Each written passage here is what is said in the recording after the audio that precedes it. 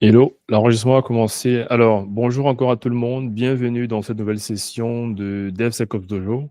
Dans cette session, nous parlerons essentiellement de l'instrumentation de Kafka, d'un cluster Kafka, avec une stack d'observabilité et de monitoring, notamment OpenTelemetry en prime, avec tout ce qu'il y a derrière, que ce soit Prometheus et Grafana. Vous rentrerez plus en profondeur avec William.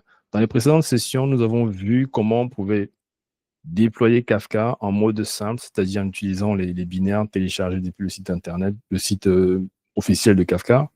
On a aussi vu comment on pouvait déployer une stack, un cluster Kafka en haute disponibilité en utilisant des conteneurs. Et puis par après, suite aux différentes questions qui ont fusé, parce que dans les nouvelles versions de Kafka, la notion de zookeeper a été enlevée. Donc on a vu aussi en profondeur comment est-ce que le nouveau principe de gestion des métadonnées dans le cluster est géré par le Kafka Raft. On a vu en détail comment est-ce que ça fonctionnait, notamment dans la phase de l'élection d'un leader dans un groupe dans un groupe de nœuds. Alors aujourd'hui, je passerai la parole à William Bridge, qui est parmi nous. Est-ce que tu es prêt, William? Je vais te laisser prendre la main. N'hésitez pas, si vous avez des questions, vous les mettez dans le chat ou bien vous levez la main. Ou encore, une fois que vous aurez pris la main sur la question, on va passer tour à tour à 5 personnes pour chaque bloc des questions. Donc, William, je te passe la parole.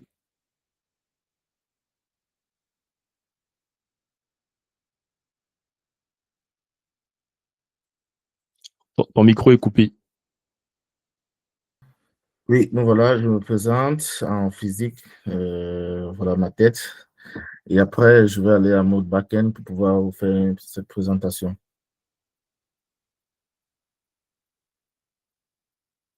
Donc là, je vais partager mon PowerPoint.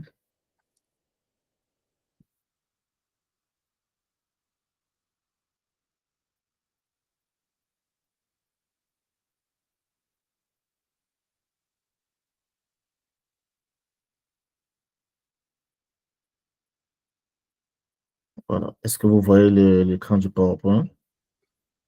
Ouais, ton écran est visible. Ok, d'accord. Et je vais mettre en mode de présentation.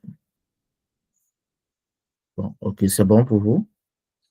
Ce qu'on a... Attends, on n'a pas de changement. Hein. Ok, vous n'avez pas de changement. Bon, peut-être le mode de présentation. Bon, ok, on va aller comme ça. D'accord, du moins, vous voyez déjà cet écran, c'est déjà bon. OK, pour la présentation d'aujourd'hui, instrumentation d'un cluster Kafka avec une stack OpenTelemetry. Déjà, pour commencer, je vais d'abord parler de la notion d'observabilité, donc c'est-à-dire dans un cadre général. Donc, l'observabilité, c'est quoi? C'est la capacité de comprendre l'état interne d'un système en analysant ses sorties. Donc, quand je dis ses sorties, ici, ce sont des données de télémétrie. Donc, la notion d'observabilité ici, c'est de pouvoir essayer de comprendre l'état interne d'un système en fonctionnement. Les objectifs principaux concernant cette observabilité, c'est quoi? C'est la collecte des données de télémétrie.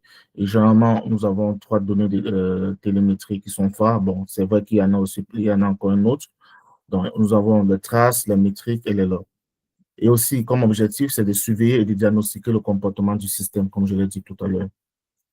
Maintenant, avec la notion d'instrumentation du système que je présente maintenant, dans la notion d'observabilité et dans la notion d'instrumentation d'un système. Donc, que veut dire instrumenter un système? Ça veut dire quoi? Ça veut dire que le code de ton système ou bien de ton application doit générer les données de télémétrie, c'est-à-dire les traces, les métriques et les logs. Et les données, ces données de télémétrie sont envoyées à un groupe de back-end. Donc, le back-end, comme on va voir ça tout à l'heure, ça peut être, je ne sais pas, Prometheus, euh, Tempo ou bien Loki, donc propre au type de données de télémétrie qu'il gère, en fait. Voilà, donc, quand on dit instrumenter un système, ça veut dire tu dois écrire du code qui permet de ressortir ces données de télémétrie. Donc, voilà. Ensuite, parlons maintenant de ces différentes données de télémétrie. Lorsqu'on parle, par exemple, de métriques, Les métiers répondent à la question à savoir, est-ce que quelque chose se passe?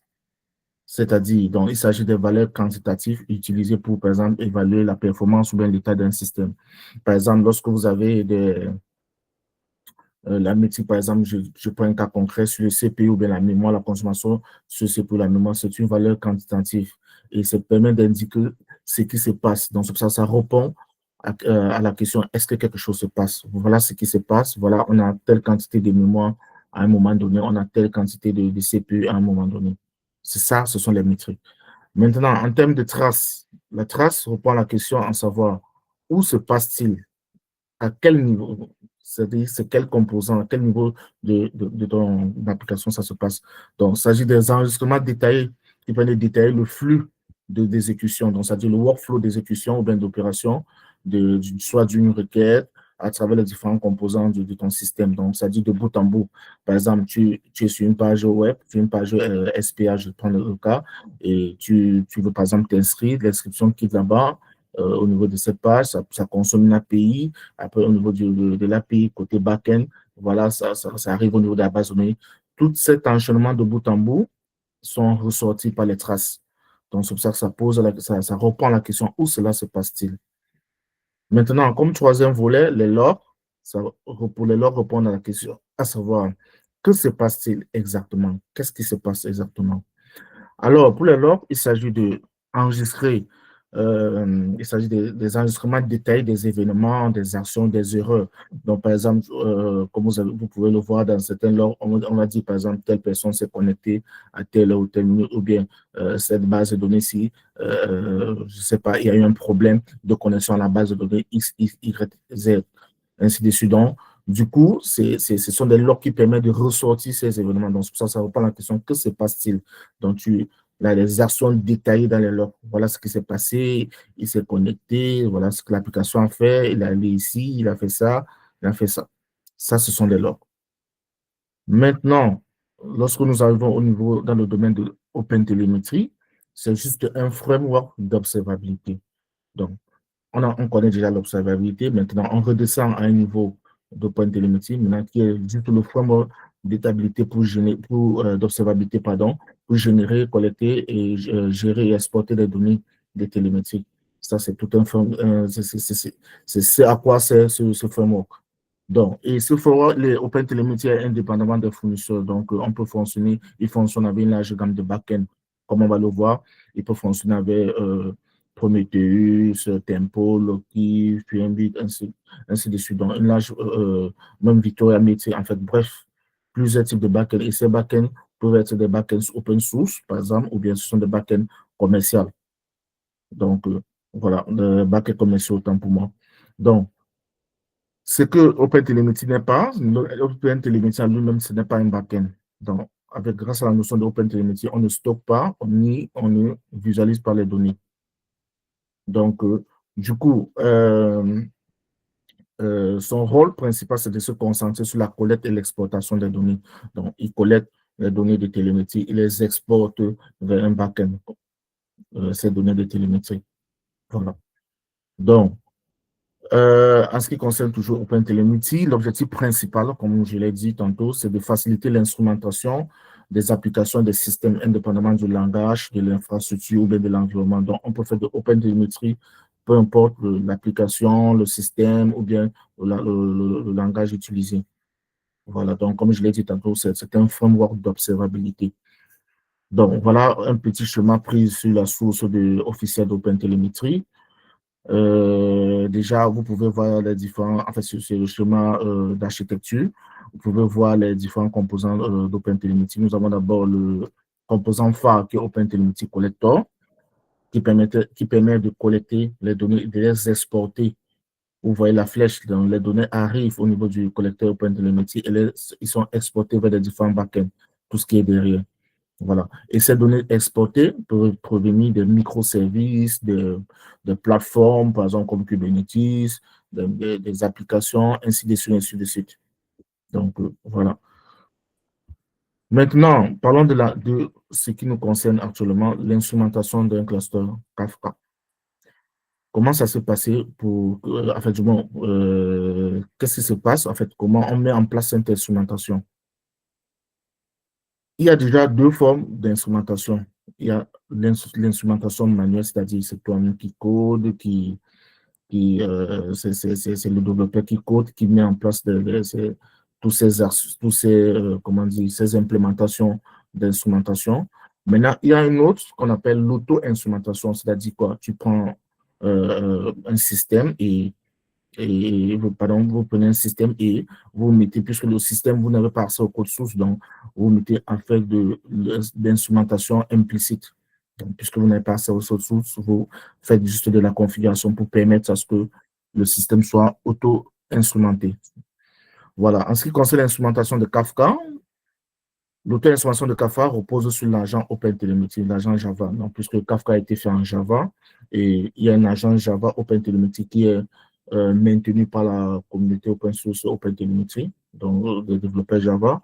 Oui, c'est grâce à cet agent qui permet de collecter les données de télémétrie du broker Kafka et de les exporter vers le collecteur via le protocole OTLP. Donc, c'est-à-dire le collecteur, comme on a vu le chemin tout à l'heure, le collecteur OpenTelemetry, donc qui est au milieu, donc puisque l'application c'est Kafka, donc il y a le collecteur OpenTelemetry qui attend les données de Kafka via en fait, les données de télémétrie de Kafka via l'agent OpenTelemetry. L'agent OpenTelemetry a injecté le processus Kafka grâce aux paramètres de démarrage de l'agent et via comment dire, la variable d'environnement Kafka Ops. Donc, c'est cette variable d'environnement qui permet de pouvoir configurer notre agent, configurer notre agent au démarrage de Kafka. Et cet agent OpenTelemetry, via le module GMX, qui est un module Java Management Extension, je pense que les développeurs Java connaissent très bien ce module, collecte, grâce à ce module, ça permet de collecter automatiquement les métriques basées sur les beams. Les beams exposés par l'application Java. Un peu comme une sorte de. Les beams, c'est un peu comme une sorte de. Ouais, c'est un peu comme une sorte de capteur qui permet de capter certaines les métriques de l'application Java. Et maintenant, en ce qui concerne les logs. Pour les logs, l'agent OpenTelemetry intercepte les logs produits par le framework de login. Donc, vous savez, vous connaissez tous le framework de login, Log4j, ou bien la version de Log4j version 2. Donc, que Kafka, qui est utilisé par Kafka. Donc, du coup, l'agent OpenTelemetry intercepte ces logs automatiquement sans besoin d'une forme d'implémentation, tout simplement. Voilà. Et de même aussi pour les traces, lorsque côté traces, en fait, du moins, l'application est instrumentée, on va voir ça tout à l'heure dans la phase pratique. Lorsque l'application est instrumentée, les traces peuvent être aussi ressorties via comment dire, via l'application. Donc, ça tout dépend de l'agent qui est utilisé. Donc, il faut comprendre qu'à chaque application, il y a un agent qui est utilisé pour pouvoir collecter les données de télémétrie. Soit de manière manuelle, donc ça dit vous téléchargez, en fait, vous importez le package de l'agent et vous faites du code vous-même, ou soit de manière auto-instrumentée, avec lequel vous injectez l'agent et vous faites de la configuration. Ce chemin en bas, c'est un exemple, donc on va voir ce que ça donne. C'est un exemple pour Kafka, puisque j'ai utilisé déjà dans mon infra, tous mes VM sont sur Rocky Linux version 9. Et j'ai utilisé Podman pour pouvoir installer tout la stack de OpenTelemetry. Et dans Podman, j'ai utilisé plus essentiellement ce qu'on appelle du Quatler. Donc, c'est un peu comme faire du système D avec du Podman. Donc, c'est-à-dire faire du service avec du Podman. Donc, cela facilite la tâche à ce que si, par exemple, le conteneur ou bien du moins si la VM redémarre et comme c'est du système D, c'est un service, il va redémarrer automatiquement le conteneur. Donc, voilà. Côté configuration, voilà, c'est uniquement ces lignes qui permettent de auto-instrumenter un broker Kafka. Donc, il faut juste préciser les variables d'environnement hôtel service name pour le nom du service. En fait, c'est un peu comme dit le nom de l'application dont vous êtes en train d'instrumenter. Maintenant, hôtel GMX Target System, c'est ça qui est aussi important. C'est le nom aussi de la cible GMX pour auto-instrumenter Kafka, qui est Kafka-Broker. Et aussi, la variable d'environnement hôtel export hôtel endpoint, OTLP, pardon, endpoint, c'est le endpoint, c'est l'URL de quoi? C'est l'URL du collecteur OpenTelemetry. Donc, là, ici, comme chez moi, au niveau de ma sandbox, de mon bac à sable, là, chez moi, c'est cette adresse qui a été exposée. Et aussi, nous avons la variable d'envoi hôtel métrique exporter, qui est le protocole, en fait. C'est une façon de dire, OK, vous voulez exporter, les métiers via quel protocole? Il y en a plusieurs. Donc là, ici, j'utilise le protocole OTLP propre au collecteur OpenTelemetry. Même chose pour les logs et même chose pour les traces. En termes de volume, maintenant, ici, j'ai précisé le volume, c'est quoi? C'est que je suis en train de monter, puisque j'ai téléchargé manuellement via le lien GitHub de l'agent OpenTelemetry, puisque c'est open source, c'est sur GitHub. Donc, du coup, j'ai téléchargé une version, si je me souviens bien, c'est la version 2.20.1, quelque chose comme ça, si je m'en souviens bien. Je l'ai téléchargé et j'ai mis sur une VM et ensuite, j'ai monté en volume dans le conteneur. C'est pour ça que vous voyez cette ligne. J'ai monté en volume dans le conteneur sur /tmp. Donc, dans le répertoire /tmp. Donc, c'est juste un genre, un point genre. Voilà. Bon, l'option 2.z à la fin, c'est propre à Linux, à Rocky Linux dans la famille des Red Hat, où il faut mentionner cette option pour permettre de, comment dire, lorsque on fait un montage de volume, il faut mentionner cette option pour éviter que le SE Linux, qui est comme un peu le policier des ressources côté système, donc pour éviter qu'il rejette le processus de ton montage. Donc, c'est pour ça qu'il faut mettre ça pour dire que, OK, voilà. Donc, maintenant, voilà ce qui concerne l'instrumentation, comment ça s'est passé. Maintenant, voici le petit chemin de mon bac à sable que j'ai préparé. Donc, dans ce schéma, bon, c'est vrai que je n'ai pas tout mis pour éviter que ça soit trop touffu. Dans ce schéma, nous avons notre broker Kafka avec son agent OpenTelemetry, bien sûr, qui permet d'envoyer les données vers notre collecteur OpenTelemetry. Et notre collecteur OpenTelemetry envoie les données des métiers vers Prometheus, les données des traces vers Tempo et les données de log vers Loki. C'est vrai, je vais aussi en parler. Donc, derrière, j'ai aussi mis Grafana, puisqu'on va voir ça tout à l'heure, pour permettre de récupérer toutes ces données de télémétrie. Donc, puisque j'ai mis Grafana et j'ai monté en source de données Prometheus, Tempo et Loki, puisqu'ils peuvent être montés en source de données sur Grafana. Donc, pour pouvoir être visualisés uniquement sur une seule interface de visualisation qui est Grafana. J'ai aussi mon producteur là et mon consommateur là. J'ai utilisé ce qu'on appelle un utilitaire appelé K4. C'est un utilitaire qu'on installe en ligne de commande. Donc, c'est une ligne de commande, pardon. Qu'on peut utiliser en ligne de commande et on l'installe via sur Linux. Bon, quand c'est sur Ubuntu, c'est via le apt, sans sur Linux. Sur Rocky, j'ai utilisé le DNF install. Voilà. Et grâce à ça, cela me permet de simuler la production, comment dire, la production des messages dans Kafka et aussi la consommation des messages dans Kafka, comme on va voir tout à l'heure. Donc, maintenant, passons à la phase de démo. Pour la phase de démo, j'ai prévu 2 cas ici. La visualisation d'abord des métiers, des logs et des traces du broker Kafka au niveau Grafana.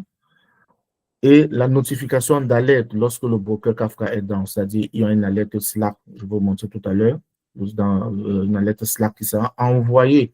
Donc, je vais shut down le broker Kafka et immédiatement après, disons, 1 minute ou 1 minute, on va un peu souffrir, hein, 1 minute ou 1 minute 15, quelque chose comme ça, bon, dans la configuration que j'ai mis. Et pendant ce temps, on va un peu discuter, bavarder entre nous. Donc, voilà. Donc, pendant ce temps, un certain temps, enfin, du moins, à un certain temps, vous allez voir la lettre arriver au niveau du Slack.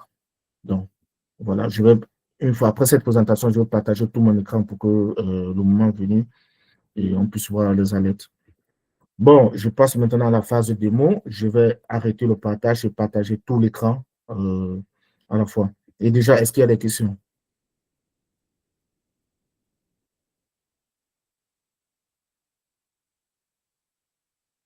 Est-ce qu'il y a des questions?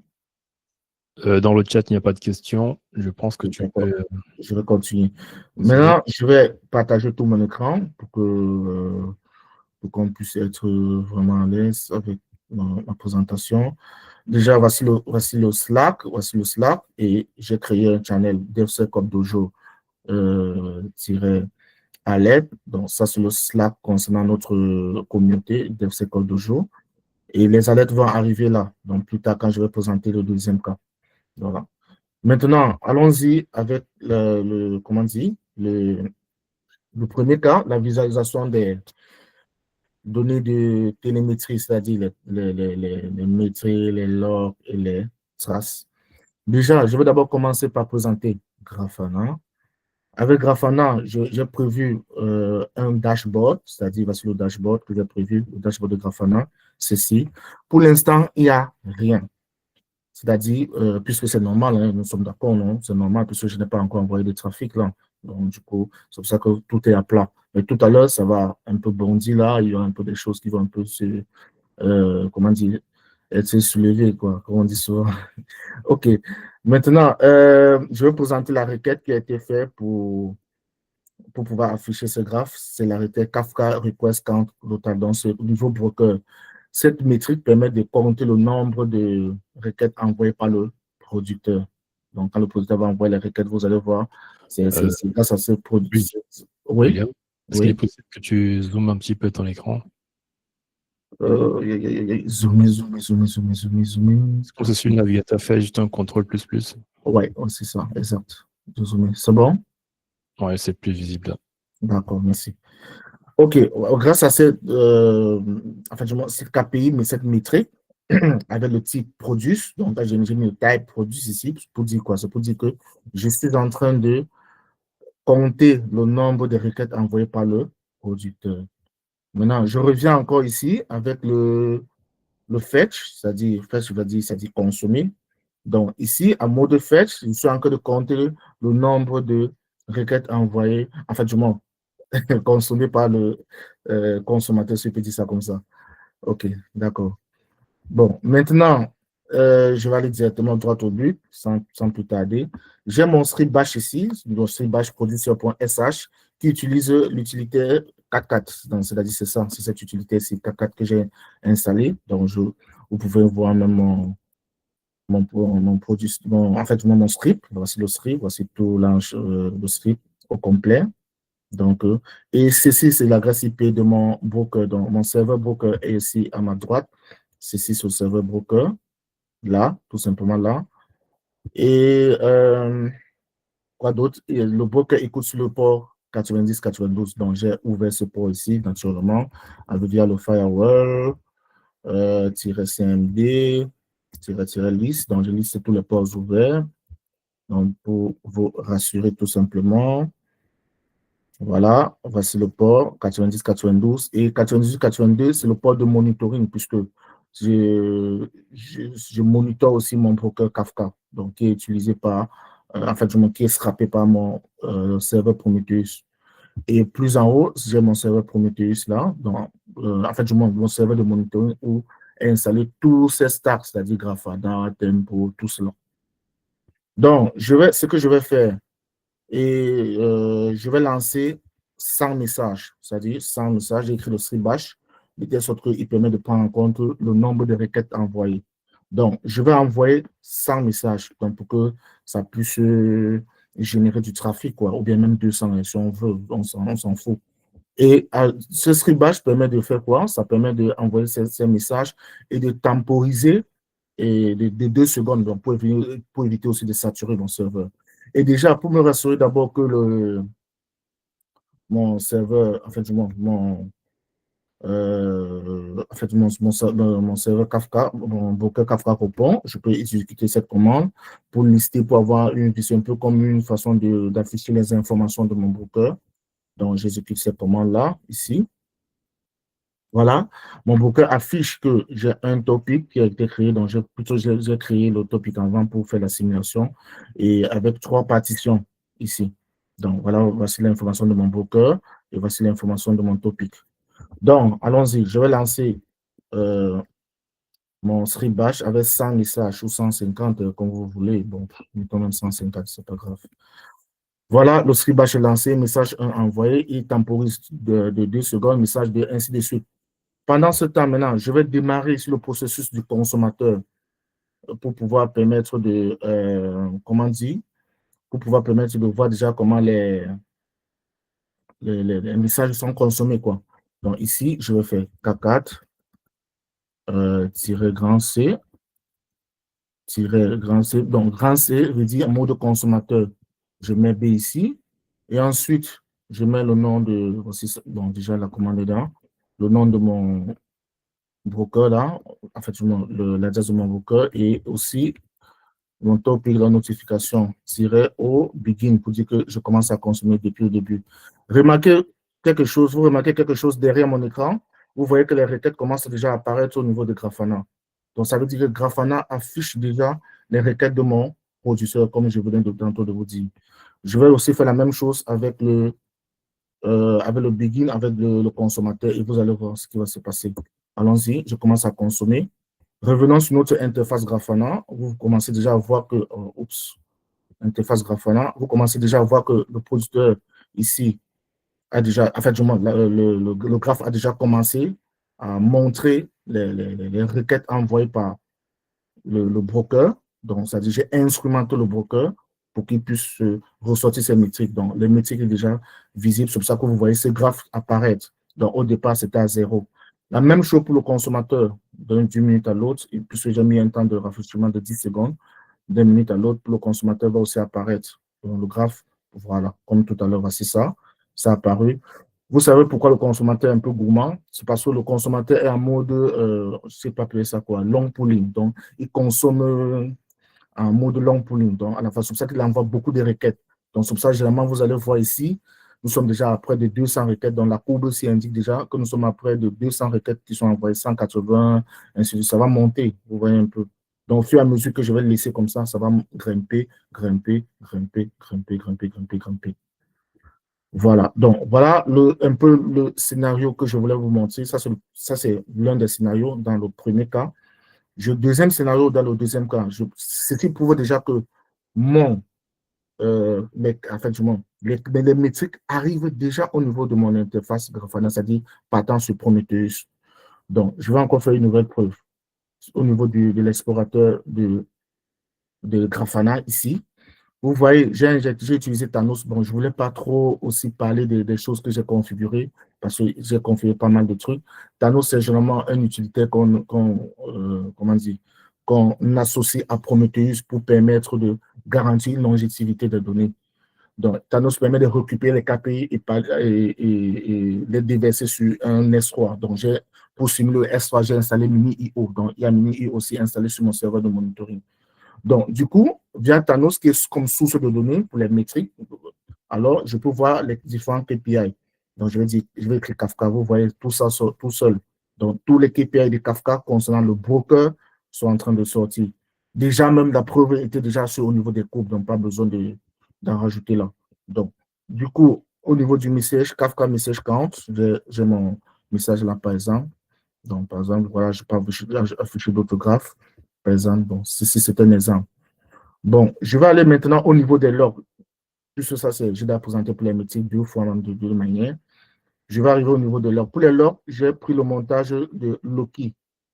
Puisque c'est Loki qui enregistre les logs. Et pour les logs ici, il faut que je choisisse les filtres, en fait, pour pouvoir afficher ce log-là. Je vais choisir le filtre service name, le nom de mon service que j'ai donné, et qui est quoi? Qui est Kafka. Alors, et j'affiche, je dis, affiche-moi les logs, s'il te plaît. Alors, il m'affiche les logs ici en bas. Vous allez voir, voici les logs ici, de tous les éléments de mon broker, en fait, ce sont les logs du broker qui sont en train d'apparaître ici. Donc, comme vous pouvez voir, il y a plein mal de trucs, même les événements concernant le producteur, quand lorsque le producteur envoie les données, comment je vais dire ça?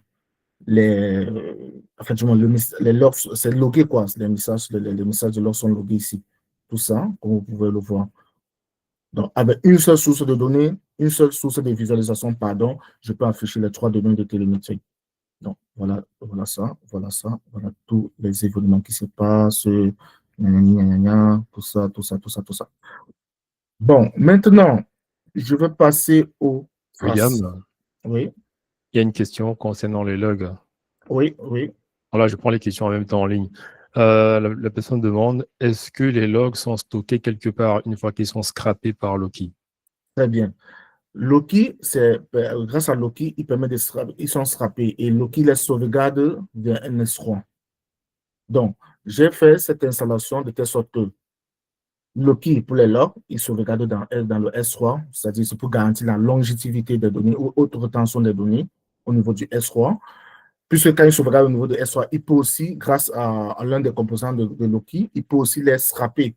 Donc, par exemple, si vous voulez les donner, il y a des logs, il y a de cela, supposons une semaine, un mois, alors vous pouvez toujours les scraper au niveau grâce à Loki, qui va aller interroger ces données en fonction de la date que vous lui donnez, c'est-à-dire du filtre de date. Alors, il sait où aller chercher. Si c'est quelque chose de récent, il va chercher directement, puisqu'il y a un cache de live qui est présent. Mais si c'est quelque chose ce sont les anciens logs, il va aller directement au niveau du S3.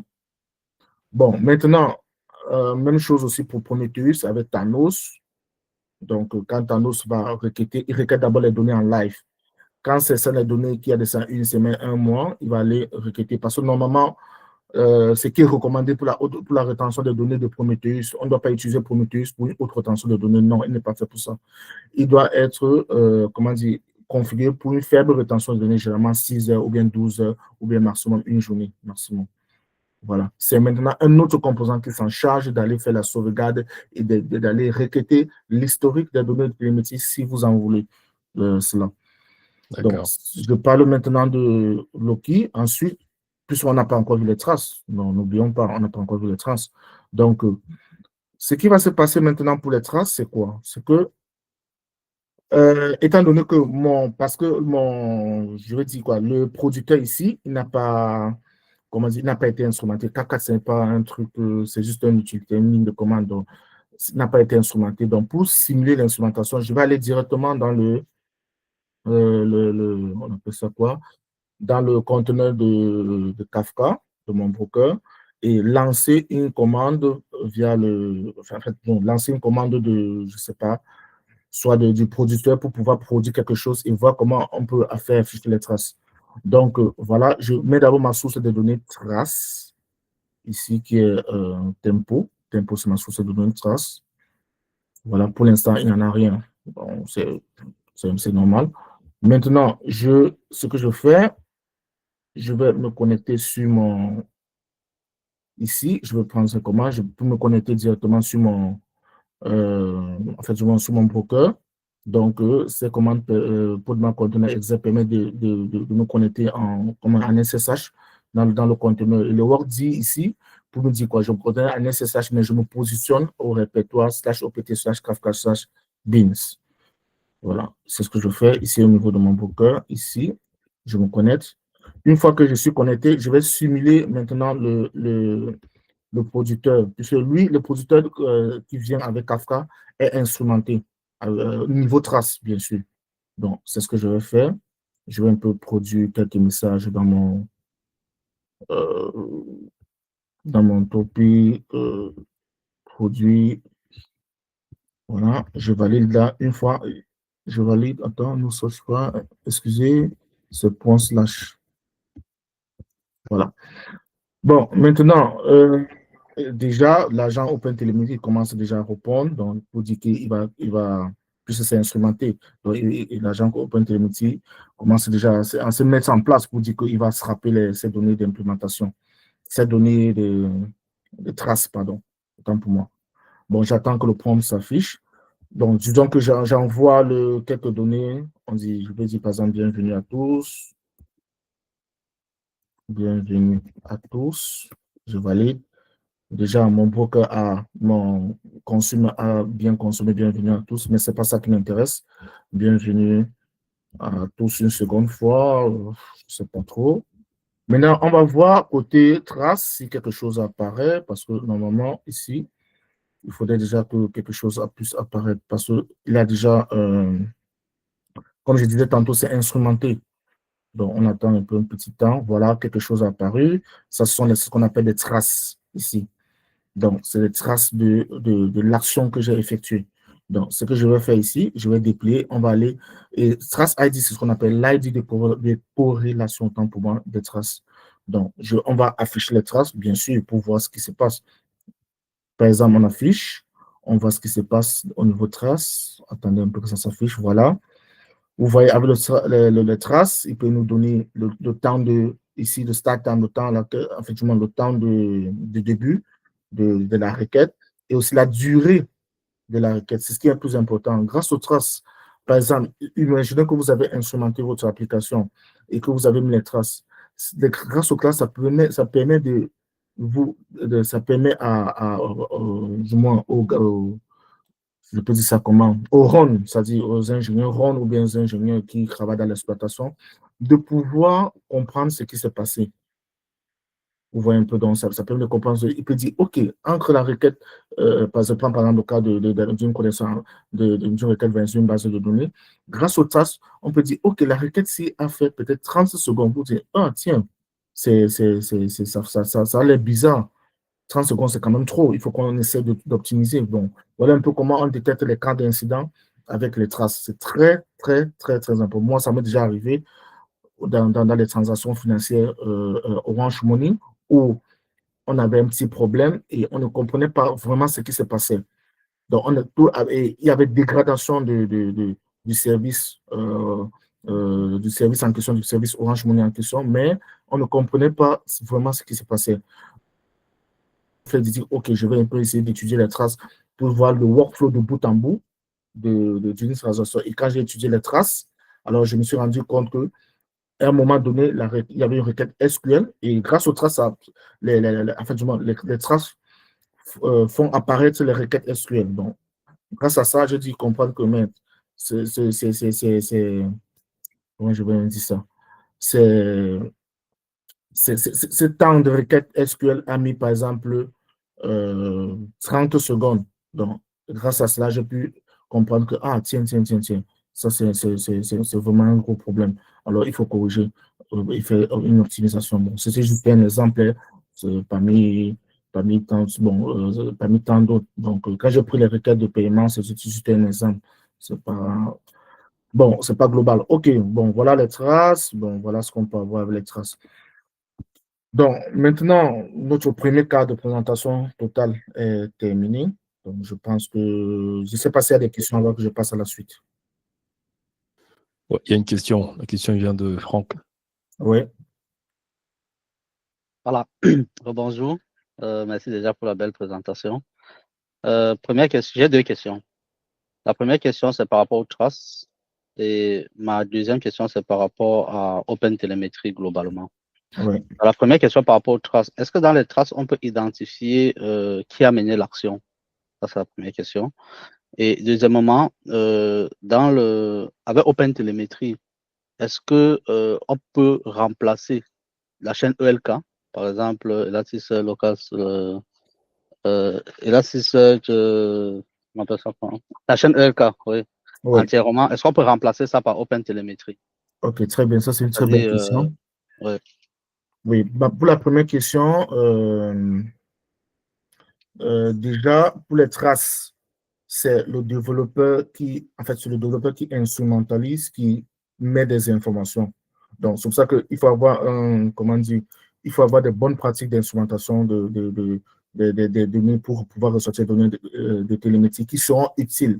Par exemple, si dans les traces, si tu veux faire passer, par exemple, du moins, de bout en bout, des données de transactions, il faudra injecter l'ID, par exemple, c'est un exemple, il faut injecter l'ID des transactions et faire à ce que cet ID apparaisse un peu dans tout le workflow d'enchaînement des données de télémétrie, donc jusqu'aux bases de données, en fait, tout le workflow complet. Donc, c'est le développeur d'enrichir, voilà le mot que je voulais dire, d'enrichir ce phénomène-là, c'est les données de traces. Donc, une fois qu'il a enrichi, il pourra tout voir au niveau des traces que voilà, voici ça, c'est j'ai enregistré, cet utilisateur a ancré je ne sais pas, c'est enregistré là, il a ancré ses données d'enregistrement, il est quitté ici, il est arrivé là. Donc, c'est le développeur d'enrichir cela. Ça, c'est pour la première question. La deuxième question, c'est que la suite ELK, c'est un back-end dans la notion de OpenTelemetry. Il est pris comme un back-end. Généralement, on utilise la suite ELK comme un système de sauvegarde des logs. Oui, on peut envoyer très bien, je te reprends ta question, les logs depuis OpenTelemetry Collector vers ELK. On peut très bien envoyer dans cette. Il y a des compatibilités. Même chose pour OpenSearch, on peut aussi envoyer des logs de OpenTelemetry vers OpenSearch. Et déjà, la nouvelle tendance de nos jours souhaiterait que, par exemple, je prends le cas de OpenSearch, il est compatible pour les 3 données de télémétrie. Donc, OpenSearch va un peu plus loin. Je crois que je pense aussi pour Elastic, bon, je peux me tromper, que grâce à le collecteur OpenTelemetry, il peut récupérer les 3 données de télémétrie pour les téléverser vers le backend qui est ELK, par exemple. Hello William. Oui. Si tu permets, j'aimerais rajouter un petit truc sur la première question. Quand il demandait si, avec la gestion des traces, on peut ressortir qui a mené l'action. Donc, en gros, en fait, lorsqu'on parle de traces, on va suivre le chemin qu'a parcouru une requête. Donc, si la requête est authentifiée, normalement, dans les métadonnées d'authentification de la requête, on aura soit le token qui va identifier celui qui a, celui qui a émis la requête au départ. Donc, ce qui fait que dans l'entête de cette requête-là, on peut récupérer les métadonnées qui vont faire ressortir l'auteur de la requête de base. Maintenant, les traces vont permettre de suivre de bout en bout quels sont les différents services dans lesquels la requête est passée. Et puis, en rajoutant à ce que William a dit, le temps qui a été mis, la latence et les potentiels goulots d'étranglement qui auraient pu être causés. OK. Merci beaucoup. Y a-t-il encore d'autres questions avant qu'on continue? Il y a Adrien qui a une question. Oui, Adrien. Bonjour à tous et merci William pour la présentation. Ce que j'aimerais comprendre, c'est de savoir les tempos, tu as parlé de Thanos tout à l'heure, ce sont d'abord des services qui sont déployés à part et donc tu as créé un connecteur Grafana qui écoute sur ces différents services ou sont des choses qui ne viennent par défaut. Bon, Oui, par exemple, Grafana, tous ces connecteurs, c'est-à-dire Thanos, Tempo et Loki, peuvent être source de données de Grafana. Donc, c'est déjà conçu. Donc, il suffit juste de le monter sur Grafana et de configurer la source de données. Un peu comme lorsque vous configurez la source de données de Prometheus, par exemple, donc vous mettez l'adresse de Prometheus, ainsi de suite. Donc, c'est la même chose que j'ai fait pour Loki, pour Tempo et pour Thanos. Ok. Bon, et juste une deuxième question rapide Et concernant maintenant le côté Prometheus, je crois que Prometheus fonctionne avec un système ils appellent des notes, donc, où il peut récupérer ses données pour pouvoir afficher sur sa page. Puis Oui. tout à l'heure, là, dans Prometheus, là où tu as fait les prompts SQL, Oui. de Prometheus, je suppose aussi que pour de récupérer ces sous-données, il y a un node de Prometheus pour Kafka que tu as dû monter. J'aimerais ça. Non. En fait, j'essaie un peu de comprendre ce que tu veux dire. Tu parles du node exporteur. Le node exporteur est propre à exporter les données métiques d'un système d'exploitation d'une VM. Donc, système d'exploitation, c'est VM. C'est côté système. Donc, son rôle, c'est d'exporter. Il y a les nodes exporteurs, il y a les exporteurs MySQL, les exporteurs, je ne sais pas trop, RabbitMQ, oui, ainsi de suite. Donc, ici, c'est quoi? C'est que, comme je l'ai dit, c'est OpenTelemetry, pas besoin d'un autre exporteur ici, puisque ce n'est pas le scope, je ne suis pas en train de monitorer le système, non. Ici, je suis en train d'instrumentaliser Kafka, donc d'instrumenter Kafka. Du coup, c'est le collecteur OpenTelemetry, puisque Kafka envoie ses données de télémétrie vers le collecteur OpenTelemetry. Maintenant, c'est le collecteur OpenTelemetry qui envoie ces données vers Prometheus. Donc, il y a deux choses. Il y a deux cas. Soit Prometheus passe scraper, ou soit tu envoies les données à Prometheus. Et pour envoyer les données à Prometheus, tu fais ce qu'on appelle du remote write. Par exemple, tu peux fédérer plusieurs Prometheus. Tu as un Prometheus agent qui joue le rôle d'agent et un autre Prometheus centralisateur ou bien fédérateur. Le Prometheus agent en fait du remote write vers le Prometheus fédérateur. Donc, c'est ce que OpenTelemetry fait. Donc, il est compatible. En fait, il y a dans OpenTelemetry, il y a ce qu'on appelle du remote write. Donc, tu peux configurer OpenTelemetry et faire du remote write vers Prometheus. Donc, attends, pour avoir un peu le cœur net, je vais afficher ça ici. Attends, je vais fermer tout ça. On n'a pas besoin de ça. Je vais afficher un peu de collecteur ici, OpenTelemetry. Voilà, je vais afficher sa configuration. Ici, dans sa configuration, ici, il y a Remote Write. Donc, on configure ce qu'on appelle l'exporteur et son exporteur, c'est Remote Write. Et ceci, c'est l'adresse de mon Prometheus. Donc, il fait du Remote Write vers Prometheus. Donc, il récupère les métiers, il pousse ça en poste sur Prometheus. C'est tout simplement ça. Donc, je vais passer maintenant. Oui. Merci. Je vais passer maintenant au deuxième cas, comme je disais tantôt. Le deuxième cas porte sur la notification d'alerte lorsque le Kafka Broker est down. Comment je vais simuler ça? J'ai mon Kafka qui est up, c'est-à-dire j'ai mon Kafka qui est up ici, mon broker qui est up. Donc, et pour le voir, attendez, je vais me mettre ici pour mettre en zone. Pour le voir, je fais systemctl, user, Kafka, donc puisque c'est du service, comme je dis, Podman service, donc je fais Kafka, point service, voilà, il est up ici, c'est lui que je vais mettre down. Bon. Maintenant, pour vous montrer ce qui va se passer, bon, je bloque d'abord le consumer ici, c'est un peu nécessaire. Au niveau de mon monitoring, j'ai créé une règle d'alerting, une rules au niveau de Prometheus. Dans le répertoire rules, j'ai écrit Kafka alert, voici la règle d'alerting. Ceci. Donc, pour pouvoir monitorer un conteneur, généralement, on utilise l'outil appelé C-Advisor. C-Advisor, c'est un outil qui permet de monitorer les conteneurs, directement les conteneurs. Je l'ai installé et je l'ai mis en mode en écoute. Donc, c'est lui qui écoute sur le port 98-82 et je l'ai configuré sur Prometheus. Je vais vous montrer la configuration tout à l'heure. Mais dans cette alerte, je dis puisque le conteneur last seen, c'est la métrique envoyée par C-Advisor qui permet de visualiser la dernière fois pour laquelle vous avez, comment je vais dire ça, vous avez, en fait, la métrique a été vue, quoi, ou bien du moins le processus, ou bien le broker a été vu, c'est pas le cas du broker. C'est un peu ça. Si je prends le temps actuel, moi, ce temps, si il dit, si c'est super à 30 secondes, ça veut dire quoi? Si le conteneur Kafka n'est plus accessible à plus de 30 secondes, alors alerte-moi, ça veut dire qu'il y a un problème, ça veut dire qu'il est down. C'est ce que signifie la règle. Et maintenant, pour monitorer ça, j'ai créé le monitoring de ça, de CDC Advisor. C'est Advisor, lui, il est ici, au niveau du broker, là, puisque je suis en train de monitorer le broker. Donc, je vais afficher ça Advisor. Il est up, bien sûr, il est up.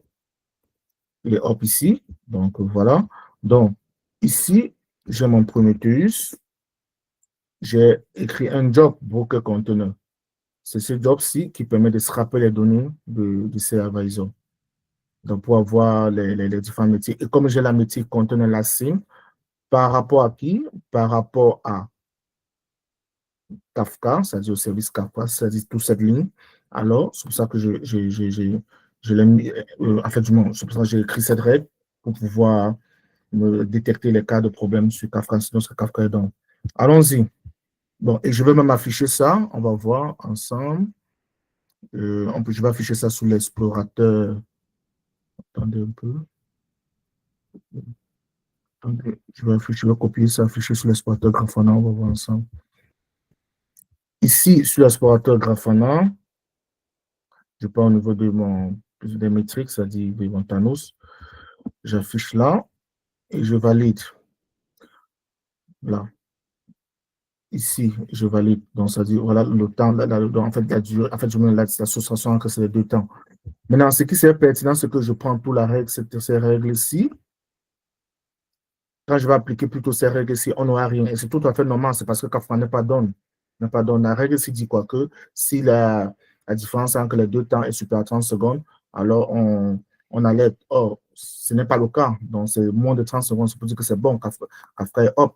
Donc, on va faire ça comme ça.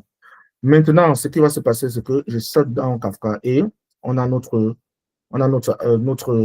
qui est prêt. Hein, il y a notre, comment dire, channel qui est prêt à recevoir l'alerte. William, il y a une question de Oui. Franck. Oui. Franck, ton micro est coupé si tu es en train de parler. Ah, ok, désolé. Oui, William, je vois que tu as collé la règle dans Grafana. Tu dis on a lettre, et je ne vois pas dans la règle l'indication de la lettre. Oui, j'en viens, je n'ai pas terminé. Ici, ça c'est une règle de Prometheus. J'ai écrit la règle. Voici le nom de ma règle, en fait, du moins, la requête de ma règle, c'est celle-ci, c'est ce que j'ai pris ça. Je mets dans Grafana juste pour vous montrer qu'à un moment donné, on aura les métiers, c'est juste pour vous montrer, sinon je ne le ferai pas. C'est juste pour montrer qu'à un moment donné, on aura le métier qui va sortir parce que Grafana, Kafka est down. Donc c'était juste pour vous montrer. Sinon, voici c'est la règle proprement dite, là, voici. C'est la règle. Rôle de Prometheus. J'ai appelé le nom de la lettre Kafka conteneur down. Et j'ai mis la sévérité qui est critical, c'est vraiment très critique. Le nom du service qui est Kafka, ce sont des labels. Et le force, il veut dire quoi? Il veut dire, si dans une minute, cette règle est appliquée dans un temps moyen d'une minute, alors alerte-moi. Ce que ça signifie le fort. Maintenant, comme annotation, j'ai mis le summary qui va apparaître dans la lettre, c'est-à-dire le conteneur Kafka ne répond plus. La description, le conteneur Kafka n'est plus accessible depuis plus de 30 secondes. Voilà, ça c'est la règle de la lettre. Maintenant, la lettre en elle-même, comment je l'ai configurée, je vous présente ça. C'est Alert Manager, qui est, puisque quand il y a la lettre est déclenchée par Prometheus, il envoie à Alert Manager. C'est Alert Manager qui envoie maintenant au système d'alerting. Et le système d'alerting qui a été fait ici, c'est mon système que moi-même j'ai conçu. Donc, Easy Prometheus SMS Alert. Donc, je vous présente directement sur mon GitHub ici. C'était quoi? Easy Prometheus. Non, attendez. Easy Prometheus, le voici. Donc, ça, c'est l'utilité que j'ai installée au niveau de ma démo. Donc, c'est ça ici. Ça, c'est le GitHub. Donc, j'ai conçu ça pour permettre à ce. Et lui, il est compatible avec plusieurs fournisseurs de SMS, quel qu'en soit WhatsApp, quel qu'en soit Slack, quel qu'en soit, en fait, plusieurs fournisseurs, quel qu'en soit Twilio, ainsi de suite. Il faut juste configurer, c'est juste de la configuration. Donc, voilà. Voici mon alerte ici. Donc, je vais afficher Alert Manager. Donc, c'est dans Prometheus, Alert Manager. Ici, j'affiche cette configuration-là. Voici sa simple configuration. Ici. Donc, ici, je dis, voici la configuration. Pour envoyer la lettre, il appelle une API en post, qui est l'API de mon outil, en fait, que j'ai conçu. Et le send resolver ici, ça veut dire quoi? Quand il va envoyer la lettre et que quand il va envoyer la lettre, ça peut dire que le Kafka est down. Et lorsque je vais mettre Kafka up, à un moment donné, il va encore aussi envoyer la lettre pour dire que le problème a été résolu, Kafka est up. Donc, si on veut désactiver, dans certaines configurations des administrateurs, ils désactivent ça pour ne pas trop embêter avec les alertes de retour lorsque c'est up, mais c'est aussi pertinent de le faire. Et voici la config de mon outil. Test, ça c'est configurable, ne voyez pas ça comme ça, donc on s'en fiche, donc c'est configurable, vous pouvez mettre blablabla comme vous voulez, c'est pour le mot de passe, le username, le mot de passe. Donc voilà un peu la configuration d'Alert Manager ici. Donc allons droit au but directement. Comme je disais, ici, c'est juste pour vous montrer qu'à un moment donné, quand Kafka sera down, les métiers vont apparaître ici et c'est tout à fait normal, puisque ça va respecter cette règle ici.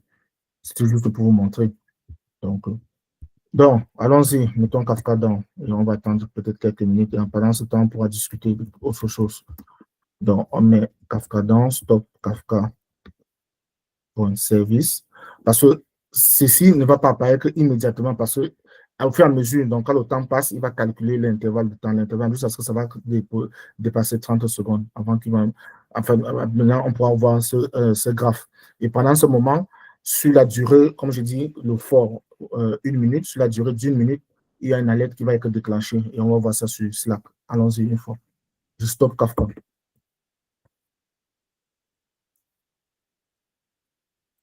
Voilà, j'ai stoppé Kafka. Patientons peut-être même 30 secondes, tout ça avant de voir quelque chose ici. Donc, on peut patienter, les gars, pendant 30 secondes, 36, ainsi de suite. On patiente, on patiente, on patiente. Il n'apparaît pas encore, la différence n'est pas encore visible. Voilà, la différence commence à être visible là. Vous voyez un peu ici. Donc, ça peut dire quoi? Que Kafka est déjà dans ici. Ouais, vous voyez sur le temps, la différence commence à apparaître là, le petit point vert. Voilà, on va patienter encore sur 1 minute parce que selon la règle que j'ai mis ici, pour dire sur 1 minute, sur 1 minute, si on a des problèmes sur Kafka, alors il faut alerter, c'est ça, ici. Donc, on va regarder le Slack. La lettre n'est pas encore venue, mais ça va arriver dans l'intervalle d'1 minute, comme je l'ai dit. Je pourrais mettre moins, bon, selon la configuration. Donc, on va un peu patienter. Et en ce moment, c'est mon outil qui va envoyer la lettre au niveau de Slack. Donc, patientons juste un petit moment. Donc, on a déjà ça. Vous voyez, le pic est déjà monté ici. Donc, pour dire que vraiment, c'est très grave. Ça ferait vraiment, vraiment down. On patiente, on patiente, on patiente. William, Oui. côté Thanos, est-ce que tu peux réduire le temps, peut-être à, je sais pas, 10 secondes pour que ce soit plus dynamique? Bon, c'est parce que je n'ai pas écrit. Attends, peut-être. Non, juste là, oui, là, juste 10 secondes au lieu de 30. Où ça? Dans ta requête, là, tu as mis 30 à la fin. Non, c'est pas ça qui rend le dynamique, c'est juste la règle. Si je mets à 10 secondes, c'est comme si je suis en train de dire si c'est super à 10 secondes. Oh, ça va fausser la règle que j'ai mis ici. Oh, ma règle n'est pas sur 10 secondes, ma règle c'est sur 30 secondes. Oui, parce que de ce que je vois, le Thanos, il n'est pas connecté avec ton Alert Manager. Non, Oui, c'est Prometheus qui est connecté avec Alert Manager. C'est dans Prometheus que j'ai écrit la règle. d'accord. Oui, ce n'est pas Thanos. Donc, on va patienter un peu. Voilà, la lettre est venue. Vous avez vu ici, Fire. Donc, tout à l'heure, il n'y avait rien. La lettre est venue. Il est quelle heure? 11h02. Ici, Fire, ici. Voilà les informations de la lettre. Kafka est down. Ça veut dire qu'il y a un problème.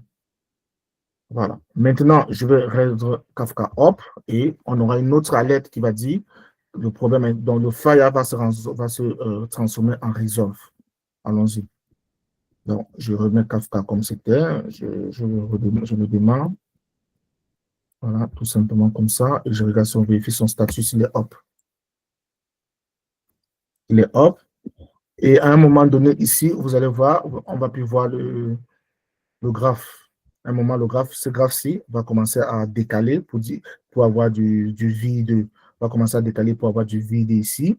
Pour dire qu'il n'y a plus comment dire, pour dire qu'il n'y a plus ces règles, ce n'est plus respecté, quoi, puisque Kafka est déjà up. Donc, voilà un peu. Donc, vous voyez, le vide commence à apparaître ici.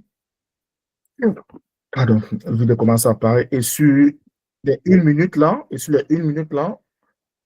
une alerte va être déclenchée pour dire que le Kafka est désormais up. Donc, que le problème a été résolu, c'est-à-dire l'administrateur qui est moi a résolu le problème en William, mettant Kafka up. Oui, une question de Franck. oui.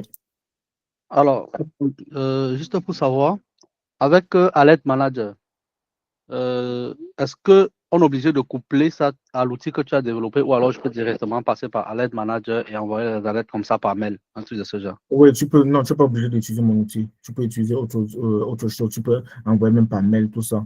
Mais l'avantage de mon outil pour les SMS, c'est comment dire, il est compatible plusieurs providers. Du moment où le provider d'SMS implémente une API en poste. Donc, tu configures, tu mets les credentials et c'est tout. Ok, merci. Il y a une autre question de Ghislain. Oui. Ghislain, tu peux ouvrir ton micro. D'accord, merci. Merci encore pour cette présentation. Et en fait, ça va terminer. Mais moi, j'ai un autre problème. un autre problème. Bon, je sais qu'il ne maîtrise pas très bien cette technologie-là. Et je dois savoir, lui, il monitore l'état des processus après le traitement. Est-ce qu'il peut monitorer le processus en cours de traitement? Je prends un cas concret. Là, j'ai un service d'échange de données et qui utilise un protocole, je ne sais pas trop si vous connaissez le EBXML. C'est un XML qui est suffisamment modifié pour embarquer les objets dans les balises. Là, et souvent, lui, il disparaît. On ne sait pas s'il a traité le fichier, les sémaphores, quand tu les lis, tu les écoutes, tu vois, tu ne sais pas ce qu'il est en train de faire. Du coup, la pile s'entasse, mais on ne sait pas s'il est en train de traiter le fichier. Donc, il veut savoir si on peut ajuster ces outils de monitoring là pour savoir en temps réel si un traitement est en cours ou pas. Et s'il existe un outil pareil qui peut savoir. Oui, on peut, tout dépend en fait, quand on configure bon, je prends le cas par exemple de Prometheus, si c'est les métriques, bien sûr, alors on peut, c'est l'intervalle de scrapping, en fait, quand on configure. On peut dire, par exemple, OK, Prometheus, bon, je vais afficher ici pour le cas. Par exemple, Prometheus, scrape-moi les données à intervalle de 10 secondes. Donc, c'est un peu ce qui se passe. Donc, il scrape à chaque 10 secondes, il scrape. Donc, par exemple, l'administrateur vous pouvez décider de diminuer même à 5 secondes. À chaque seconde, il scrape. Donc, du coup, ça va faire ça va faire du real time, même si c'est que c'est à chaque 5 secondes qu'il scrape. Donc, ça va faire du real time de monitoring. Donc, il n'y aura pas trop de décalage. Donc, c'est un peu comme ça que ça fonctionne. Tout dépend. Et aussi, si dans ce que tu veux, ce que vous voulez, comment dire, monitorer à son exporteur, ou bien soit vous développez vous-même votre propre exporteur de votre outil, alors vous pouvez coupler ça à Prometheus. Généralement, c'est ce que dans certains développeurs, du moins certains administrateurs font, ils développent un exporteur. Si l'exporteur n'existe pas en ligne, alors ils développent eux-mêmes propre à leur outil et ils couplent à Prometheus. Donc voilà, ça c'est juste un exemple. Donc, on va aller voir le message. Voici le message Resolve qui est apparu pour dire que le problème est résolu. Ça veut dire que notre Kafka est up. Voilà. Donc, en gros, voilà ce que je voulais présenter. Vraiment, merci beaucoup à tous. Je ne sais pas s'il y a d'autres questions. Je vais arrêter le partage. Donc, je ne sais pas s'il y a d'autres questions. Voilà, voilà. Bon, dans le chat, il n'y a pas de questions. Par contre, il y a la main de Ghislain qui est encore levée. Ghislain, tu as une autre question? Oui. Ton micro est coupé si tu es en train de parler. Ah non, j'ai pas une autre question. Ça ne fait pas la main seule. Ah non, en fait, tu dois recliquer sur la main pour que ça puisse descendre. D'accord. Alors, on a d'autres questions venant de Franck. Oui, Franck. Désolé, j'ai beaucoup de questions aujourd'hui. Oui. Alors, en fait, moi, ma question revient toujours parce que généralement, on met en place la chaîne ELK pour visualiser les logs. Oui. Donc, du coup, si j'ai mis en place Loki avec OpenTelemetry tel que tu as présenté, est-ce que c'est encore nécessaire de mettre en place la chaîne ELK, vraiment? En fait, c'est ton choix, c'est le choix de l'admin. En fait, c'est toi l'admin. Tu peux décider d'aller avec Loki, tu peux décider d'aller avec ELK, ou bien tu peux décider d'utiliser les deux. Donc, c'est le choix. Parce que généralement, ELK est très puissant en termes de recherche. Généralement, dans certaines compagnies, ils utilisent ELK pour faire des recherches assez avancées. Quand je dis avancées, dans les filtres de log, donc plus poussés. Donc, et aussi avec une grande longévité des données.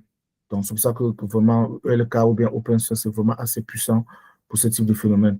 Et plus tard, au fur et à mesure, on est en train d'aller vers une sorte d'agrégation de toutes les données de télémétrie vers OpenSearch.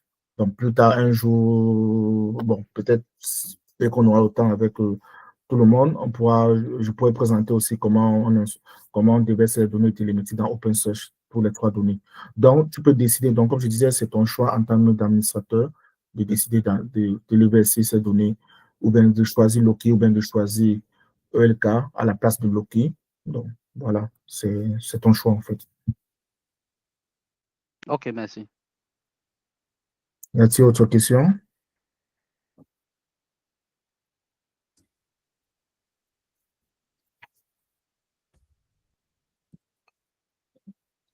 n'y a pas d'autres questions. Je vois que tout le monde est plus ou moins OK avec ce qui a été présenté. Si vous avez d'autres questions ou des questions particulières, S'il te plaît, Andreas. oui. Ouais, je peux lever la main, peut-être. Bon. Est-ce que je vois que tu as utilisé comme data source Thanos Explorer, je sais pas, Thanos Prometheus, Thanos Kira. Thanos Kira, oui, pardon. Est-ce que c'est pas directement intégré à la data source Prometheus? En fait, Thanos, c'est Prometheus. Donc, si vous installez Thanos, si vous accédez à la page web de Thanos, vous avez l'impression que c'est Prometheus. Donc, c'est pour ça qu'en termes de data source, c'est la même chose. Dit, choisir comme type de data source dans Grafana, Prometheus, pour mettre les URL de Thanos, c'est la même chose, en fait. Donc, c'est pas différent. Il faut également comprendre que Thanos, c'est un fédérateur d'instances Prometheus dans le mail là pour ajouter un peu de, comment je veux dire, de fault tolerance. Ouais. Exactement. OK. Donc, il y a aussi notre groupe Slack. Je pense que Adrias peut partager. Alors, maintenant qu'on arrive à la fin de cette présentation, vu que tout le monde a plus ou moins participé, nous voulons remercier tous ceux qui ont pu participer à la présentation aujourd'hui. Si vous voulez être à jour pour les prochaines sessions, on fait des sessions comme ça tous les samedis sur les thématiques spécifiques. Là, nous avons commencé une série de Kafka. On a commencé l'installation de Kafka, on a vu le déploiement en mode haute disponibilité. Maintenant, on a vu comment mettre en place l'observabilité, le monitoring dessus. Et puis, les prochaines sessions qui arrivent, on va voir comment faire pour sécuriser le cluster Kafka. Et après, on verra même ensuite comment faire pour le déployer dans un cluster Kubernetes. Bon, tel que c'est fait en production dans les temps des grosses entreprises. Et on verra également aussi comment faire pour le déployer même avec d'autres outils d'automatisation de style Ansible ou Terraform. Ouais. Donc, si vous voulez rester informé, n'hésitez pas à nous rejoindre dans notre groupe LinkedIn. Alors, je vais partager dans le chat. Moi, je vais partager ça dans le chat et également, je vais partager l'écran pour que tout le monde soit au fait. Dites-moi si vous voyez mon écran. Alors, il est où? Il est là. Tac, tac, tac.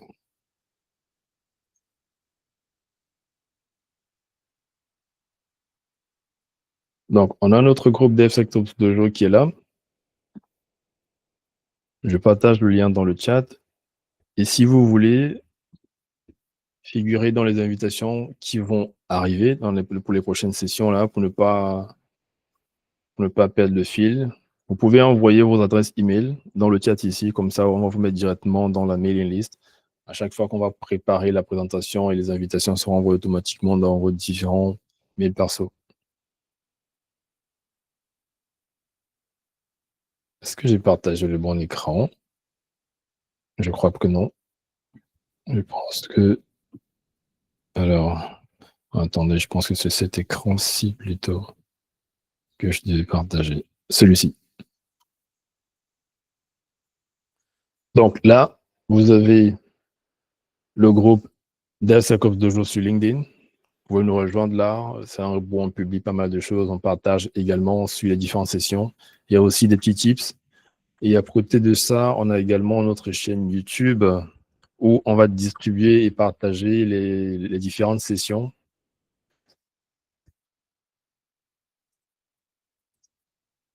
Les sessions passées et les sessions à venir. Donc ici, si vous allez dans la chaîne, vous pouvez vous abonner également. Là, il y a une session qui est déjà prête. Nous sommes en train de traiter les autres sessions pour les mettre à l'intérieur. Donc même celle-ci, lorsqu'elle sera traitée du moins après cette présentation-ci, on va la publier dans la chaîne. Donc si vous voulez revoir ce qui s'est passé dans les précédentes vidéos, vous revenez simplement sur le canal YouTube et vous allez avoir accès. À côté de ça, on a également notre serveur communautaire Slack qui est là. Dans notre Slack qui est là, si vous allez, je pense, vous pouvez vous rapprocher de William Bridge. Oui, je vais envoyer le lien tout de suite. Ouais. Je vais vous partager les liens et vous enverra également les invitations par mail. Donc, si vous voulez rejoindre, merci de mettre vos mails dans le chat et ça fera l'affaire. Je vous remercie à tout le monde pour vos disponibilités, pour les participations. Merci pour les différentes questions. Merci pour Franck qui nous a, comment je vais dire, qui nous a poussé pas mal de questions. Merci également à William pour cette magnifique présentation. Je vous souhaite à tous une bonne fin de journée et un bon week-end. Merci. Bon week-end. Merci, bon week-end. OK. Merci.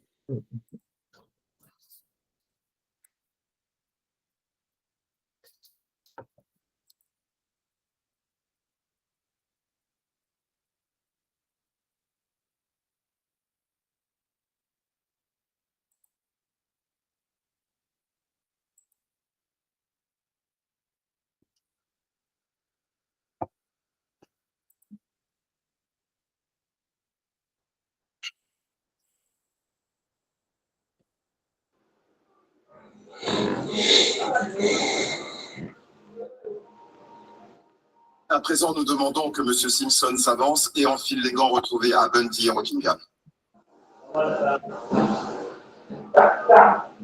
Donc, parce que nous sommes entre nous. Hein.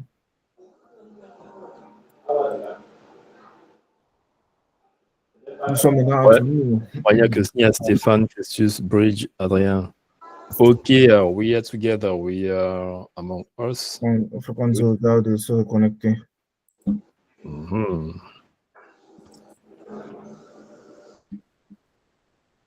C'est maintenant que je vois vos messages dans le Slack, dans le WhatsApp, les gars. Je ne pouvais même pas voir mon message. Tellement était fort parce que je ne pouvais pas voir ces différents messages. Je vous ai dit que le gars ne peut pas répondre. Il dit ça, Fabrice. On dit que Bridge avance. Et que le gars, il ne t'entend pas. Il dit que bip-le. Romuald Junior. Non, les gars qui viennent maintenant, là, ce n'est plus le temps, là. C'est passé déjà. Oh! J'arrête la présentation. Aïe, aïe, aïe, tu n'as pas arrêté. Non, je vais couper à la fin, t'inquiète.